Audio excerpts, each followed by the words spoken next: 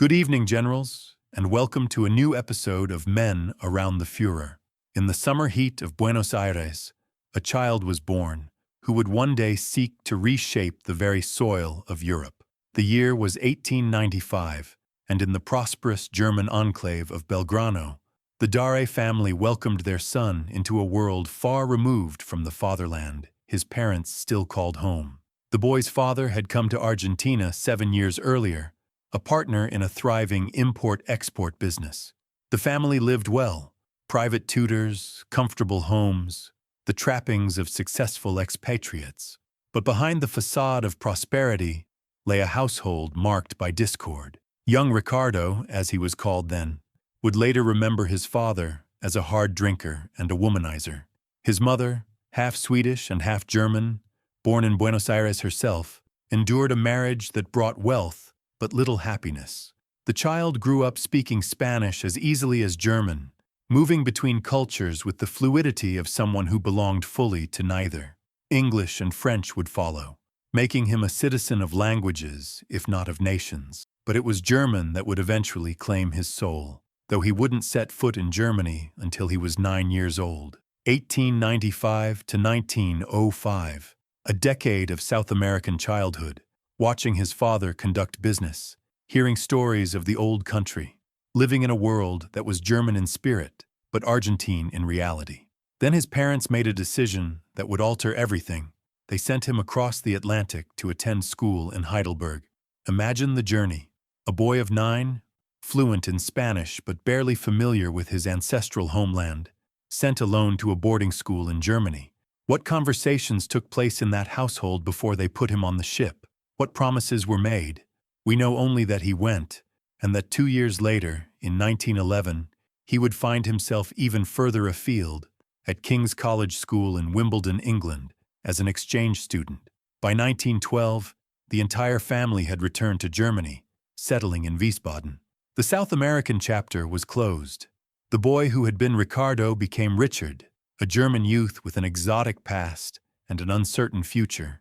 He continued his education at the Oberrealschule in Gummersbach, but it was his next move that revealed the first glimpse of what would consume his life. In early 1914, he enrolled at the Kolonialschule in Witzenhausen, a training ground for officials destined to serve in Germany's colonial territories. Here, something awakened in him, a fascination with agriculture, with the relationship between people and the land they worked. The timing was almost prophetic. He completed only a single term before world events overtook personal ambitions. The Great War came, and this young man, with his multilingual background and colonial training, volunteered for military service.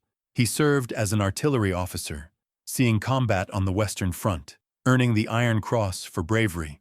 The shells that wounded him left scars less visible than the ones carved into an entire generation's psyche. When the war ended in 1918, Germany was defeated, humiliated, searching for answers to questions it barely understood how to ask. Like millions of others, he contemplated his future in a world that bore no resemblance to the one he'd left. His first instinct was to return to Argentina, to farm, to build something tangible in a land not poisoned by defeat. But the family's finances, shattered by post-war inflation, made that dream impossible. Instead, he returned to Witzenhausen to continue his studies. There was something else he did in those chaotic post-war years. He briefly joined the Freikorps in Berlin. These paramilitary groups, composed of veterans unwilling to accept Germany's defeat, would become the breeding ground for political extremism. But this was merely a passing phase. His true path led elsewhere. He obtained unpaid work as a farm assistant in Pomerania, in the devastated eastern reaches of Germany. Here he witnessed something that would profoundly shape his thinking: the treatment of returning soldiers, men who had given everything for their country and now found themselves with nothing. The sight of these veterans, struggling to reclaim their place in a society that seemed to have no room for them, planted seeds of an ideology that would grow into something far darker. In 1922, at age 27, he moved to the University of Halle to pursue formal agricultural studies, specializing in animal husbandry. He also married that year Alma Stott, a school friend of his sister. They had a daughter, Anneliese, born in 1923. But like his parents' marriage, this union would not last. They divorced in 1927. During these years of study and personal upheaval, he began to develop theories that would make him infamous. It took him until 1929, at the unusually mature age of 34, to complete his doctoral studies. But the delay was not wasted time. He worked in East Prussia and Finland, observing different agricultural practices, different relationships between farmers and their land, and he wrote. His first political article appeared in 1926, arguing against Germany's attempts to regain lost colonies in Africa. The argument was simple but would become foundational. Why look abroad when Germany had its own land to cultivate, its own soil to protect? But most of his early writing focused on the technical aspects of animal breeding. He was becoming an expert, recognized in academic circles. Then came the books that would change everything. In 1928, he published Peasantry as the Life Source of the Nordic Race. The following year, Blood and Soil appeared, and in 1930, New Nobility from Blood and Soil. These weren't merely agricultural treatises. They were manifestos. The core argument was seductive in its simplicity and terrifying in its implications. The German peasantry, he claimed, represented a pure Nordic racial stock, the true creators of European civilization. They were the blood source of the nation. Tied to the soil, they worked by bonds deeper than economics or politics. Urban life, industry, modernity itself, these were corrupting influences, particularly when promoted by what he darkly hinted were alien elements in German society. The ideology had a name that would echo through history: Blut und Boden, blood and soil. Blood represented race, ancestry, the genetic inheritance that supposedly made Germans superior. Soil represented territory, land, the physical space where this race had evolved and to which it was eternally bound. The relationship between people and land wasn't just economic or cultural, it was mystical, biological, deterministic. And there was a crisis, he warned. The Nordic birth rate was lower than that of other races. Unless something was done, unless the peasantry was protected and promoted, the Nordic race faced extinction. The solution? A return to the land, the creation of a new agricultural aristocracy, the protection of farmers from the predations of modern capitalism and international finance. But before he could preach this gospel, he needed to find its congregation. In the 1920s, he had joined a youth organization called the Ardeman League. This was a Völkisch group, that German word that defies easy translation, suggesting something folkish, nationalist, rooted in mystical notions of Germanic identity. The Ardemans advocated a back-to-the-land movement, rejecting urbanization and industrialization. Among the Ardemans, he found kindred spirits. One in particular would prove crucial, a young man with ambitions as vast as his ideology was twisted. Heinrich Himmler, future architect of the Holocaust, sat and listened as this agricultural expert expounded his theories about blood, soil, race, and destiny. The student became convinced. Years later, Himmler would acknowledge the profound influence these conversations had on his own thinking about race and settlement. By July 1930, the pieces were in place for the next act. An architect and party member named Paul Schulze-Naumburg arranged a meeting with Adolf Hitler. The aspiring dictator, always alert for useful ideas and talented propagandists, was impressed. Here was someone who could give intellectual heft to the Nazi rural policy, who could win over farmers with a combination of technical expertise and ideological fervor. He joined the Nazi Party, number 248,256. He joined the SS, number 6,882. At 35 years old, this academic with the Argentine birth certificate and the radical agricultural theories had found his movement. The timing was perfect. The Nazi Party was desperate to expand beyond its urban base, to win support in the conservative countryside. Here was a man who spoke the farmers' language, who understood their concerns, who could frame Nazi ideology in terms that resonated with rural anxieties. He was made head of the party's agrarian political apparatus, charged with three objectives: exploit rural discontent as a weapon against urban governments, convert farmers into dedicated Nazi supporters, and create a rural base for future Eastern expansion. This last point was crucial. The Nazi ideology of Lebensraum, living space, wasn't just about abstract territorial ambition. It was about creating farms for German settlers in conquered lands. Who better to plan this than someone who had spent years theorizing about the relationship between race and agriculture? In July 1932, he was elected to the Reichstag. When Hitler seized power in January 1933, the rewards came quickly. On January 1st, 1932, Himmler had already appointed him chief of the newly established SS Race and Settlement Main Office. This organization, known by its German acronym Russia, would become responsible for implementing racial policies within the SS, including scrutinizing the racial backgrounds of SS members and their wives. But the real prize came in June 1933. Alfred Hugenberg, the conservative agriculture minister in Hitler's first cabinet, resigned. The post went to this 40-year-old ideologue with his theories about blood and soil. He became Reich Minister of Food and Agriculture. Simultaneously, he was named Reich Farmers' Leader, Reichsbauernführer. On June 2nd, Hitler appointed him as a Reichsleiter, one of the highest ranks in the Nazi Party. In the space of 3 years, he had gone from obscure agricultural theorist to one of the most powerful men in Germany, and he immediately set about transforming German agriculture according to his vision. September 1933 saw the creation of his masterwork, the Reichsnährstand, the Reich Food Estate. This wasn't merely a ministry or a bureaucracy. It was a totalitarian apparatus with authority over every aspect of agricultural production, distribution, and consumption in Germany. Every farmer, every agricultural worker, every food processor and distributor, all fell under its control. The system operated through a complex web of regulations, price controls, and production quotas.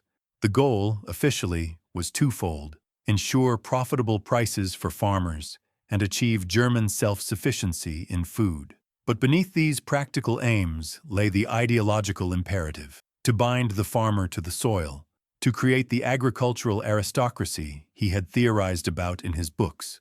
The centerpiece was the hereditary farm law, passed on September 29, 1933. This law was revolutionary in the most literal sense.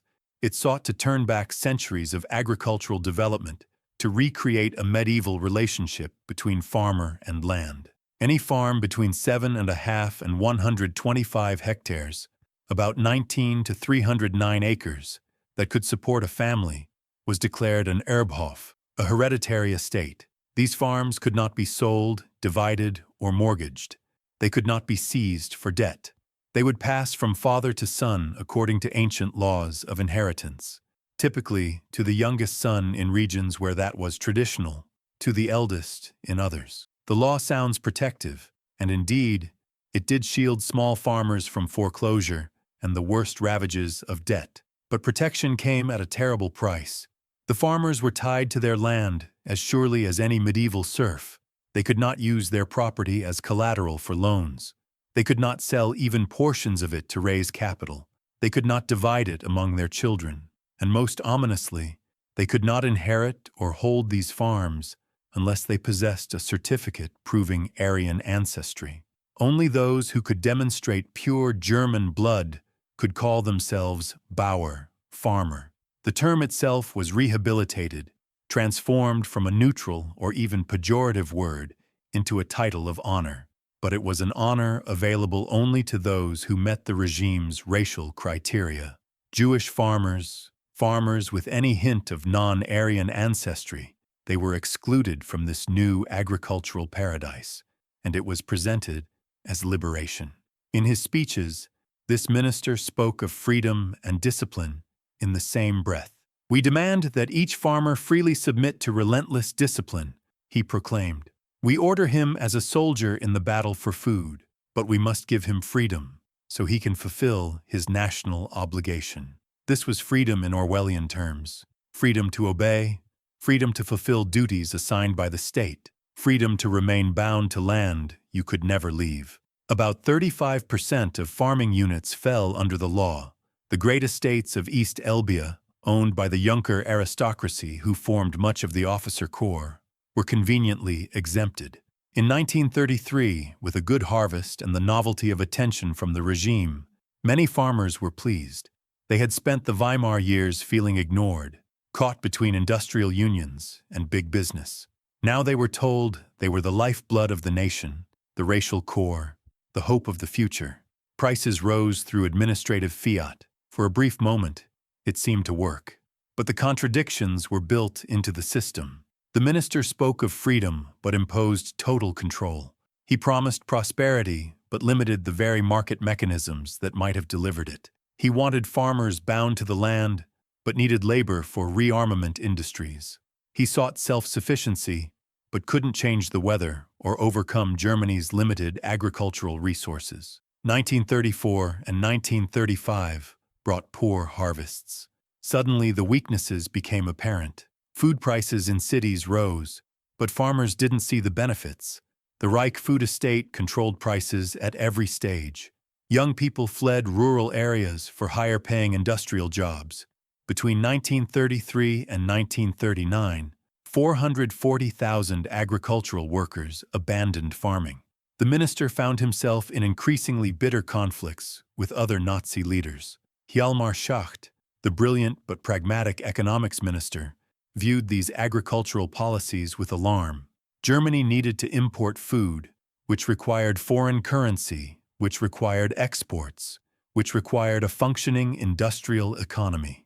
The obsession with agricultural self-sufficiency was undermining economic logic. Meanwhile, Hermann Göring, Hitler's designated successor and an empire builder of the First Order, was maneuvering for control of the entire German economy. The four-year plan of 1936 put Göring in charge of economic mobilization for war. One of its first casualties was agricultural autonomy. When harvests failed and Germany faced critical food shortages, Göring stepped in to handle foreign currency for grain purchases. The Minister of Agriculture found his authority circumscribed by Göring's new super-ministry.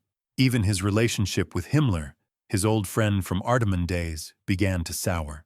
The SS chief appreciated the ideological contributions, the racial theories, the emphasis on selective breeding, the vision of a Nordic aristocracy. But as the 1930s progressed and war approached, Himmler needed practical results, not theoretical purity. The minister opposed certain SS settlement schemes, particularly the concept of defense farms in border areas. He thought them impractical, poorly planned. Himmler thought him excessively theoretical, unwilling to make the compromises necessary for implementation. The student was outgrowing the teacher. By September 1938, Himmler demanded that his old mentor step down as head of the Race and Settlement Main Office. A more compliant deputy, Günther Panke, took over. The minister retained his position as Reich Minister of Agriculture, but his influence was clearly waning. Hitler and Himmler both had come to view him as an ideologue ill-suited for administration. The outbreak of war in September 1939 accelerated his decline. Wartime demanded pragmatism, efficiency, results.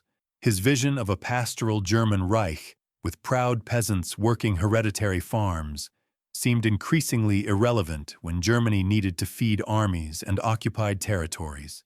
His deputy, Herbert Back, a more technically minded administrator, effectively took over day-to-day management. In May 1942, he was placed on extended leave from his ministerial duties, officially for health reasons. Everyone knew the truth. He was being pushed aside. Baki assumed his responsibilities, though the formal transfer of the ministry didn't occur until April 1944. For the last 3 years of the war, the man who had dreamed of remaking European agriculture according to his blood and soil philosophy lived in obscurity at his hunting lodge in the Schorfheide forest outside Berlin. He watched as his carefully constructed system was dismantled by wartime necessity, as foreign laborers and prisoners of war were forced to work German farms. as the romantic vision of Nordic peasants gave way to the brutal reality of occupied territories and slave labor. When American forces entered the area in April 1945, he turned himself in. Unlike some Nazi officials who chose suicide or attempted escape, he apparently believed he would be treated leniently.